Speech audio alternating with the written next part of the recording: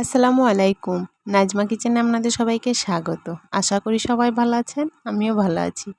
আজকে আমি তৈরি করব তালের তেল পিঠা বা পাকোয়ান পিঠা।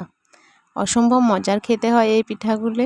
একদিন বানিয়ে এক সপ্তাহ মতো রেখে খাওয়া যায় এবং নরমও থাকে। ভীষণ মজার একটা রেসিপি, খেতে অসম্ভব মজার হয়। প্রথম থেকে শেষ পর্যন্ত ভিডিওটা দেখার জন্য অনুরোধ রইল। চলুন তাহলে শুরু করি রেসিপি। প্রথমে আমি একটা গামলির মধ্যে নিয়েছি তালের রস বা তালের মাড়ি, দিয়ে দিচ্ছি অল্প একটু লবণ। লবণটা প্রথমে হাত দিয়ে মাখিয়ে নিলাম, তারপর দিয়ে দিচ্ছি চালের গুঁড়ি বা চালের আটা। এখন এইভাবে মাখিয়ে কিছুক্ষণ ময়ান করব, এইরকম ঝুরঝুর করে কিছুক্ষণ মেখে নেব।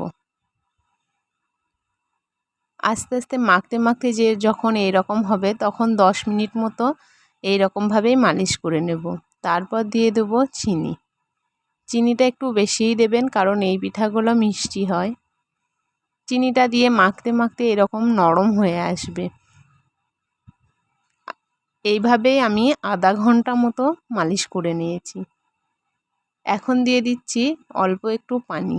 পানিটা একটু কুসুম গরম নিয়েছি, তাহলে পিঠাগুলো নরম হবে। এই রকমভাবে একটা ব্যাটার তৈরি করে নিয়েছি অল্প অল্প পানি দিয়ে। ব্যাটারটা খুব বেশি পাতলাও হবে না, খুব বেশি ঘনও হবে না। এখন আগে থেকে একটা কড়াইয়ে তেল গরম করে নিয়েছি, একটা বাটির মধ্যে দিয়ে ঢেলে নেব। এইরকমভাবে দিলেই পিঠার শেপগুলো এমনি এমনি গোল হয়ে যাবে। এই পিঠাগুলা কিন্তু সাইড থেকে হতে হতে আসবে। দেখুন কত সুন্দরভাবে হচ্ছে।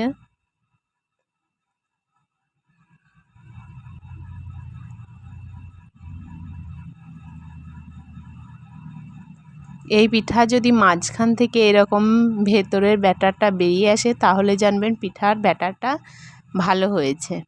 এখন উল্টিয়ে লাল করে ভেজে নেব। দেখুন কত সুন্দর হয়েছে পিঠাটা। আমি এখানে আরও একটা ভেজে দেখাচ্ছি, দেখুন।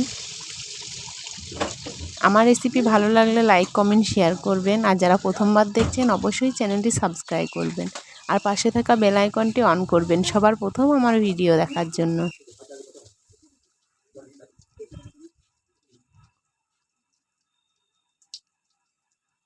পিঠাগুলা কিন্তু সাইড থেকে হতে হতে আসবে।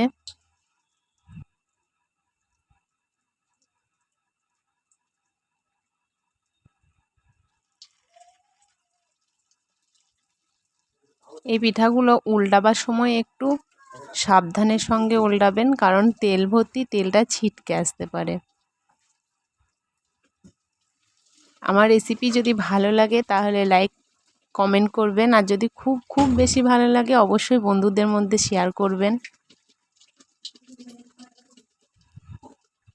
যারা প্রথমবার দেখছেন আমার ভিডিও, চ্যানেলটি সাবস্ক্রাইব করার অনুরোধ রইল। একইভাবে আমি সব পিঠাগুলো ভেজে নিচ্ছি।